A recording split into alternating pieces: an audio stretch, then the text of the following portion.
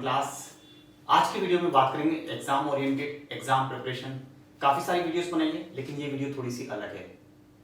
Exam पास होना और नहीं होना एक छोटा सा डिफरेंस है, बहुत एक फाइन डिफरेंस है, छोटी सी लकीर है 0.5 की, उससे कम भी आते हैं कई बार तो फेल हो जाते हो। पासिंग परसेंटेज आपको पता ही 60 होता है और आपके 59.5 पे आते हैं तो आप फेल हो सकते हो। तो जीरो से हीरो वीडियो पूरा देखना एंड तक, आपको काफ़ी आइडिया मिलेगा एग्जाम प्रिपरेशन के लिए। बेस्ट वीडियो टिप्स B1 है चाहे B2 है, दोनों को अप्लाई करोगे। लेकिन अभी मेरा ओरिएंटेशन पूरा B1 पे है, पूरा फोकस B1 एग्जाम पे है और दोनों ही एग्जाम टेल्क और गोइथी दोनों ही कवर करेंगे क्योंकि दोनों में सिर्फ क्वालिफाइंग नेचर का डिफरेंस है, बाकी पढ़ाई सेम है। दोनों की पढ़ाई सेम तरीके से होती है, सिलेबस सेम है, कॉन्टेंट सेम है, ठीक है। एग्जाम का जो पैटर्न है वो आपने देखा ही होगा, नहीं देखा तो मॉडल टेस्ट पेपर्स से आप पेपर देख सकते हो, किस तरह का पेपर आता है गोइथी में, कैसा आता है टेल्क में। दोनों पेपर देख के आप फिर डिसाइड कर सकते हो कि yes which is right for you. तो दोनों डिटेल में बात करेंगे और नीचे कोई आपका डाउट है तो कमेंट सेक्शन में लिख देना, उसको मैं जैसे ही पढ़ूंगा आंसर करूंगा। तो शुरू करते हैं। B1 एग्जाम टेल्क और गोइथी दोनों की बात करेंगे, ठीक है। जैसे मैंने बोला है टेल्क और गोइथी।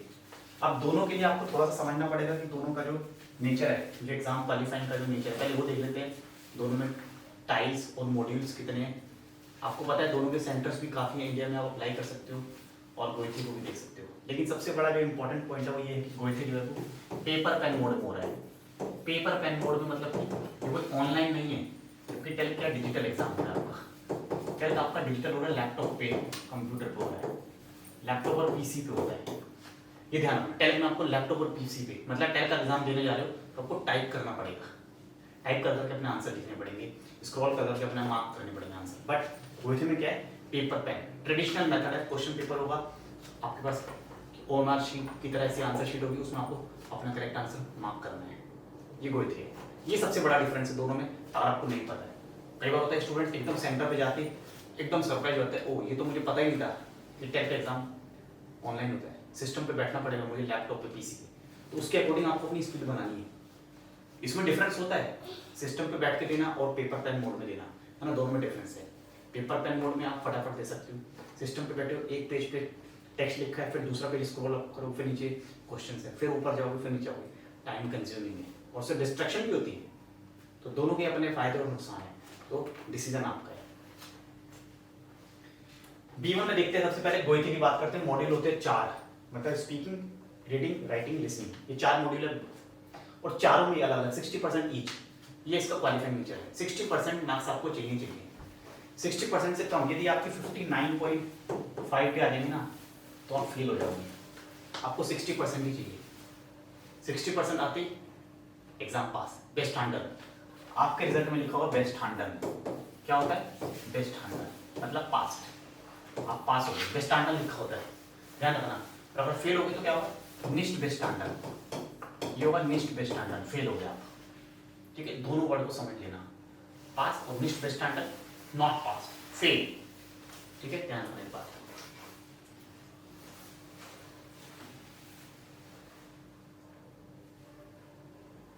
टेल्क की देख लेते हैं। टेल्क में मॉड्यूल्स क्या होते हैं, बेसिकली 2 मॉड्यूल होते हैं टेल्क में, मैंने ब्रॉडली डिवाइड किए। एक मॉड्यूल हो गया स्पीकिंग का सेपरेट, जिसमें आपको अलग से 60% लाने। एक हो गया मॉड्यूल जिसमें रीडिंग, राइटिंग, स्पीकिंग तीनों कंबाइन होते हैं, तीनों को मिला के आपके 60% लाने हैं। यहाँ भी वही बात है, यदि आपके 59.5 आ गए तो आप फेल डिक्लेयर हो जाओगे। निस्ट बेस्ट स्टैंडर्ड, आप निस्ट बेस्ट स्टैंडर्ड की रो में आ जाओगे, उसकी श्रेणी में आ जाओगे, आपको दोबारा से देना पड़ेगा एग्जाम। अब बात करते हैं दोबारा से यदि आप फेल हो गए तो क्या होगा।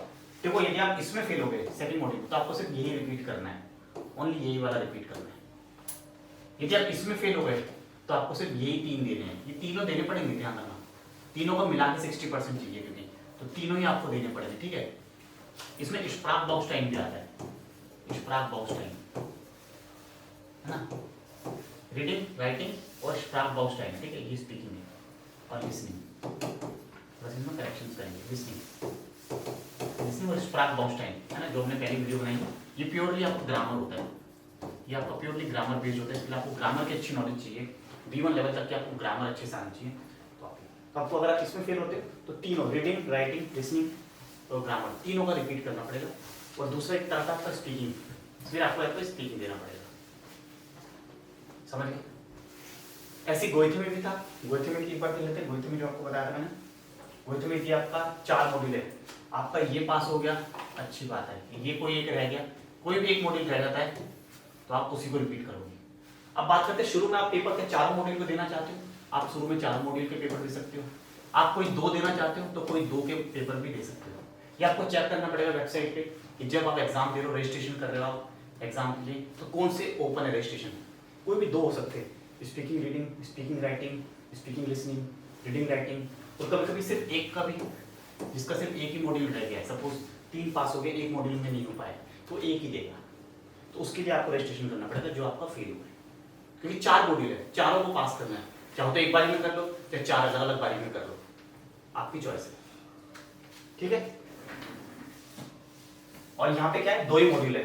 ठीक है, या तो स्पीकिंग एक सेपरेट और बाकी में सारे कंबाइन है।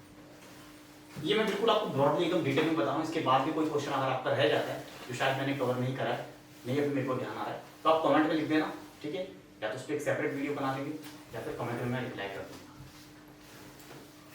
अब देखो कॉमन पॉइंट्स, कुछ कॉमन पॉइंट्स है जो गोइथी और टेलको, कोई मैटर नहीं करता, आप इन चीजों का ध्यान रखना है। वोकैबुलरी, वर्ड शार्ट्स बोलते हैं, मेरी सारे सबसे ज्यादा वीडियोस वर्ड शार्ट्स होती है, हफ्ते में 2 से 3 वीडियो वर्ड शार्ट्स वोकैबुलरी के ऊपर आते हैं। वो अगर आपने नहीं देखे तो प्लेलिस्ट बनी हुई है, जाकर उसको देखना, हर रोज एक वीडियो देखो और 30 दिन, 20 से 30 दिन में आप देखोगे आपका वोकैब का ग्राफ एकदम ऊपर जाएगा।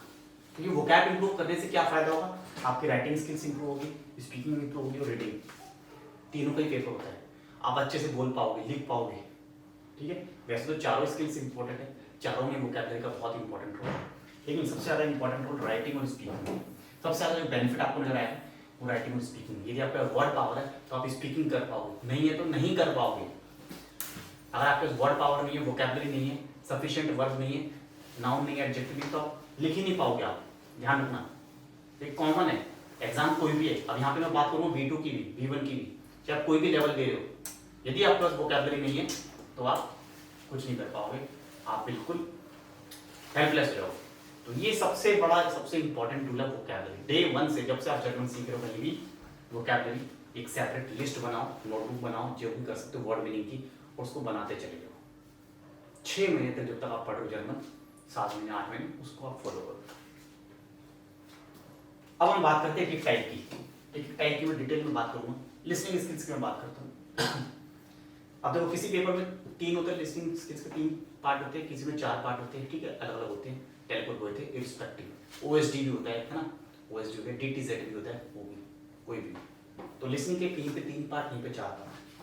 बट सबसे इंपॉर्टेंट क्या है, आइनमाल, या तो सीडी 1 बार प्ले होती है या सीडी 2 बार प्ले होती है। ये मैंने पहले भी बताया, जहाँ पे सीडी 2 बार प्ले हुई है वहाँ पर आपका बेटर चांस है कि आप अच्छे स्कोर करोगे, क्योंकि आप सीडी दोबारा सुनते हो, आपका चांस है एक कोई बात निकल के ध्यान से और दोबारा उसको सुन के करेक्ट आंसर दे सकते हो। जहाँ पे आइनमाल है, एक ही बार सीडी प्ले होगी, वहाँ पे चांस कम है ना।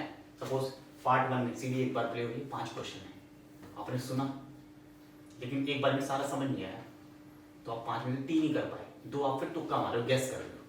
लेकिन यदि इसी पार्ट में अगर 2 बार सीडी प्ले होती तो 3 तो आपने दे दिए, फिर 2 रह गए, वो आप दूसरी बारी में कोशिश करोगे उसको भी अच्छे से कर लोगे, है ना, बिल्कुल प्रैक्टिकल चीज। तो आइनमाल और स्वाइनमाल ये ध्यान रखना हमेशा जब भी प्रैक्टिस करोगे कि सीडी कितनी बार प्ले हो रही है। इस वाले पार्ट में, हर एक पार्ट में ऐसा होता है कि आइनमाल वाला, सपोज करो ये आपका आइनमाल है, ये आइनमाल है, मतलब पार्ट 1 और पार्ट 3 में लिसनिंग के 4 पार्ट्स में से 2 पार्ट में सीडी 2 बार प्ले हुई है, 2 में 2 बार, 1 बार। तो इसके अकॉर्डिंग आपको अपनी तैयारी करनी, इसके अकॉर्डिंग आपको अपनी प्रिपरेशन को ध्यान रखना है। अब शाइवर में देखिए, शाइवर में क्या करना है आपको। शाइवर में आपके पास देखो ईमेल राइटिंग आती है लिखने के लिए, या आपको माइनू में लिखने के लिए आता है, जैसे गोइथी में टाइप में आपका ईमेल आता है, गोइथी में आपका ईमेल आता है। अब जब ईमेल आप लिखोगे तो ईमेल को भी आपको ध्यान रखना है कि वो फॉर्मल है, फ्रेंड्स को लिख रहे हो आप, ठीक है, या फिर आप ऑफिशियल लिख रहे हो। ऑफिशियल मतलब कि आप टीचर को लिख रहे हो, किसको लिख रहे हो, तो इसमें आप ध्यान रखना कि आप कैसे एड्रेस करोगे, है ना, आप कैसे एड्रेस कर रहे हो। रिसीवर कौन है, आपके ईमेल का रिसीवर कौन है, रिसीवर कौन है, दोस्त है या फिर ऑफिशियल है, कोई टीचर है, कोई प्रोफेसर है, कहीं आप जॉब के लिए अप्लाई कर रहे हो, वो है। ये आपको ध्यान देना है, ये आपको ध्यान देना। दूसरा आपको देखना जेंडर, जेंडर का ध्यान रखना। जेंडर क्या है, मेल है या फीमेल है। अगर मेल होगा तो उसको अलग तरीके से एड्रेस करते हैं, मेल को हम बोलते हैं लीबर, लीबर करके, जैसे लीबर रोहन। फीमेल होगा तो लीबे, लीबेटीना, कॉमा लगाते हैं। दो चीज इंपॉर्टेंट है, जेंडर देखा हमने, रिसीवर कौन है, ठीक है। और कहीं पे आपको बेट्रेफ सब्जेक्ट भी, जैसे टेस्ट एग्जाम में आपको सब्जेक्ट लिखना पड़ता है, आपके मेल का सब्जेक्ट क्या है, सब्जेक्ट लाइन, या आप 2 वर्ड में 3 वर्ड में दे सकते हो सब्जेक्ट। हॉलीडे के बारे में लिख लो, इसको सजेशन दे दो, एडवाइस दे दो, बेट्रेफ, ये इंपॉर्टेंट है। और फिर होता है लास्ट में ब्रूस फॉर्मल। ब्रूस फॉर्मल मतलब कि आप कैसे एंड कैसे कर रहे हो मेल को, जैसे मैंने बताया अगर ऑफिशियल है तो कैसे होगा, मिड फ्रॉन्टलिशन ग्रूसन, मिड फ्रॉन्टलिशन ग्रूसन। और भी तरीके होते हैं, आप इसको भी लिखोगे। तो अगर इनफॉर्मल है तो आप ये लिख सकते हो, लीव ए ग्रूसे, फील ए ग्रूसे, ऐसे आप लिख सकते हो, ये भी ठीक है। और बाकी फिर जो पॉइंट्स होते हैं 3-4 पॉइंट्स, उसको आप कवर करते चले जाओगे। ये जरूरी चीजें है भाई। अब हम स्पीकिंग की बात करते हैं। अब स्पीकिंग में क्या है, कुछ चीजों का ध्यान, जब आप बोलोगे किसी टॉपिक पे, जब आप बोलते हो तो सबसे इंपॉर्टेंट है अंडरस्टैंड द क्वेश्चन। क्वेश्चन जरूर समझना है, क्वेश्चन में लिखा क्या है। अब स्पीकिंग में भी क्या होता है, टेल्क एग्जाम की बात करूं मैं, टेल्क में तो इसमें हमेशा पार्टनर के साथ है। ये सारा क्या है, 3 टाइप होते हैं और तीनों में पार्टनर का रोल होता है। जबकि गोइथे की हम बात करें तो गोइथे में इंडिविजुअल भी होता है, जैसे प्रेजेंटेशन, इंडिविजुअल होती है आपकी प्रेजेंटेशन, क्या होती है प्रेजेंटेशन, और एक होता है आपका पार्टनर के साथ, पार्टनर के साथ होता है आपका, है ना, डिस्कस करना। लेकिन यहाँ पे बात करूं मैं तो इंडिविजुअल और पार्टनर दोनों चलता है। यहाँ पे पार्टनर प्लस इंडिविजुअल यहाँ भी चलता है, लेकिन हर एक पार्ट में आपका इंडिविजुअल और पार्टनर इन्वॉल्व है। यहाँ पे जैसे ये वाला पार्ट है, ये पार्ट इंडिविजुअल है, लेकिन इसी के प्रेजेंटेशन के 2 पार्ट होते हैं, ए और बी। पहले आपने प्रेजेंटेशन दे दी, फिर आपकी प्रेजेंटेशन से रिलेटेड क्वेश्चन पूछा है, ये बी पार्ट है, ठीक है, क्वेश्चन आंसर राउंड होते हैं। और फिर पार्टनर के साथ एक टॉपिक पर डिस्कस करना होता है। यदि आपके सामने क्वेश्चन पेपर है, मॉडल टेस्ट पेपर है, तो आपको बहुत अच्छे से समझ आएगा, बहुत अच्छे से समझ आएगा जो मैं बता रहा हूँ, ठीक है। इस बात को ध्यान रखना,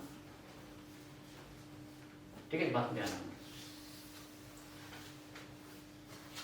दूसरी है आई कांटेक्ट।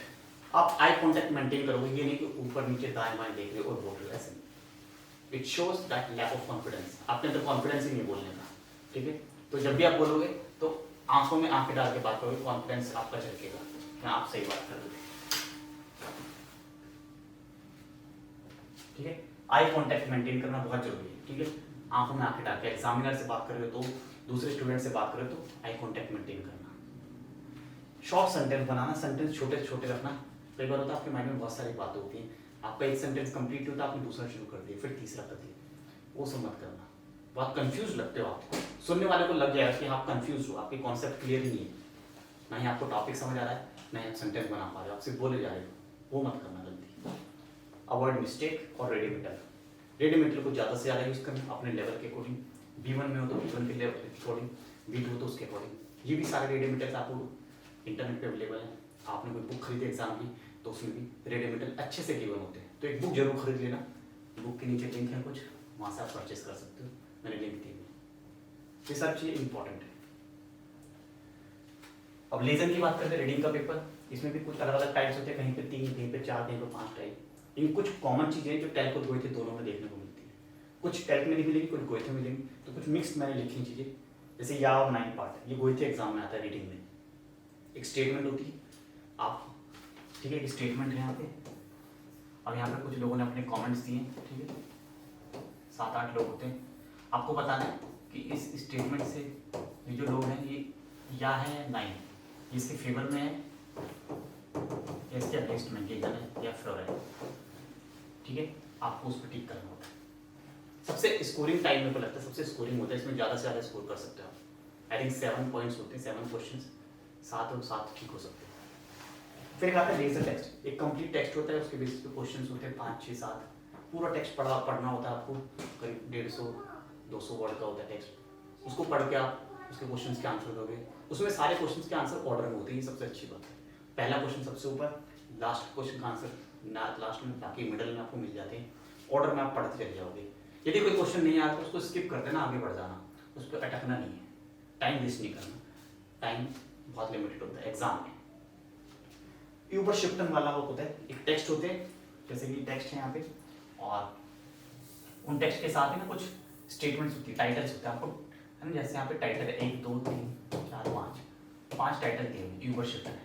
अब यहाँ पे कोई टेक्स्ट है, तो टेक्स्ट है, टेक्स्ट सपोज टेक्स्ट हो गए 10 हो गए, 5 से ज़्यादा होते हैं, कुछ एक्स्ट्रा होते हैं।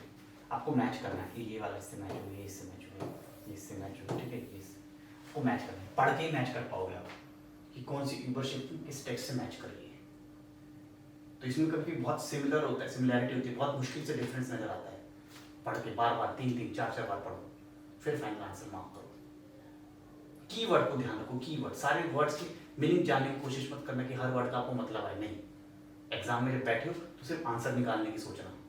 प्रैक्टिस करो जब घर पे, तब वर्ड की मीनिंग देखो। एग्जाम टाइम में सारे वर्ड्स की मीनिंग जानने जरूरी नहीं है, आपको सिर्फ आंसर निकालना है फटाफट से, किसी भी तरह से आपको आंसर बता दें। कीवर्ड देखो, सिनोनिम्स आते हैं एग्जाम में, सिनोनिम सेम वर्ड आते हैं। जो आप यहाँ पे जो वर्ड लिखा है शायद वो यहाँ पे ना लिखा हो बॉक्स में, वो कुछ और हो, सेम वर्ड हो उसी का, है ना, ध्यान रखना। ऐसी आंसर एडवर्टीजमेंट होती है ना, जैसे मैंने बताया यहाँ पे कुछ स्टेटमेंट्स है, यहाँ पे एडवर्टीजमेंट्स है, इसी तरह से होता है वो भी। इनको मैच करनी, सुटेबल एडवर्टीजमेंट्स। ये 10th और 12th दोनों में पूछा जाता है। बट इसमें क्या है, आंसर के वाले पार्ट में इंपॉर्टेंट चीज़ क्या होती है कि कुछ ऐसी स्टेटमेंट्स होती है जिनका आंसर ही नहीं होता, मतलब कुछ ऐसी स्टेटमेंट्स होगी जहाँ पे आंसर, वहाँ पे आपको null लिखना है, ठीक है, 0 लिखना होता है। अब ये ऐसे क्वेश्चन 2 या 3 हो सकते हैं जहाँ पे आपको 0 आएगा, ठीक है, 10th में। लेकिन गोइथे में क्या होता है, गोइथे में फिक्स होता है कि null वाला जो क्वेश्चन है वो सिर्फ एक ही रहेगा। 10th में 2 से 3 हो सकते हैं जहाँ पे null आएगा, लेकिन गोइथे में एक ही होगा। यहाँ पे आपको कोई सूटेबल एडवर्टीजमेंट नहीं मिलेगी। एज गिफ्ट काइंड पासेंट आंसर है श्राइबन इज null, तो ये एक होगा। लेकिन यहाँ पे 2 3 भी हो सकते हैं। वही मुश्किल होता है, null वाला आंसर ढूंढना मुश्किल होता है, इतना आसान नहीं होता। तो इसको भी ऐसे करो, null वाला को लास्ट में अटेम्प्ट करो। यदि आपको लग रहा है शुरू में कि अच्छा ये null है, छोड़ दोगे, आगे चलो। पूरा पेपर, पूरा वाला टाइम तब खत्म करके सारे पढ़ के फिर लास्ट में डिसाइड करना। null वाला आंसर जल्दी से मत मार्क करना, मतलब ये उसको लास्ट में करना। ये भी टिप है आपके लिए, टिप्स हैं, इंपॉर्टेंट टिप्स। तो ऑलमोस्ट हमने सारा कवर किया। कैसी लगी आपको वीडियो कमेंट करके बता देना, और thank you so much for watching. नीचे लिंक है, कॉन्टैक्ट लिंक, बैच ज्वाइन करना है, रिकॉर्डेड कोर्स लेना है, या यूट्यूब पे पढ़ो, यूट्यूब पे सारी वीडियोस हैं, वहाँ से भी पढ़ सकते हो आप। जो कंटेंट यूट्यूब पे उसी तरह से लाइव क्लास में भी पढ़ाया जाता है, मैं ही पढ़ाता हूँ, यूट्यूब पे वीडियोस भी मेरी है, तो वीडियोस देख सकते हो। क्लास ज्वाइन करनी है, लगता है कि हाँ गाइडेंस चाहिए, तो बैच ज्वाइन कर सकते हो। और हाँ लगता है रिकॉर्डेड कर सकते हो, टाइम सूट नहीं कर रहा है क्योंकि टाइम की बहुत लिमिटेशंस होती है, तो रिकॉर्डेड कोर्स है वो भी ले सकते हो। लिंक नीचे सारे में। Thank you so much, all the best.